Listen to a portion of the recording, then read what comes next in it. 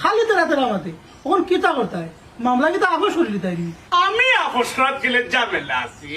এক কাম করো বুঝছো না তুমি তেলা মারি ঢুকি যাও। ইয়া আল্লাহ চাচাজি অত বড় বডি লিয়া তাই না হইতে পারবানি। মনে জানি তোর আল্লাহর দোয়াই লাগে বা তোর মুখ কথা বন্ধ কর না জরুরি একটা মাছ চলে ও চাচা আমি মনে হয় বিষয়টা বুঝি লিছি কিতা বুঝছো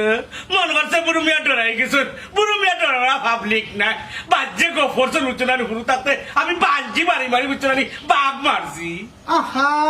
ই কান নাই বা চাচা আমি বুঝছি ওখানো তুমি চাইরা যে আমি সালিশি করিয়া জায়গাটা তোমরা দুইজনটা সমান ভাগে ভাগ করে দিলেইতাম হ্যাঁ আচ্ছা তো মেম্বারের আকল আছে বুঝছো না এরে আগামীতে তুমি চেয়ারম্যানই খেলতে প্রস্তাবকারী তোমার চাচা।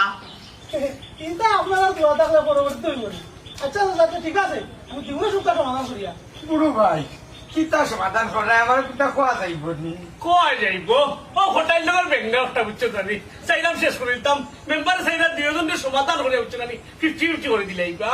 এ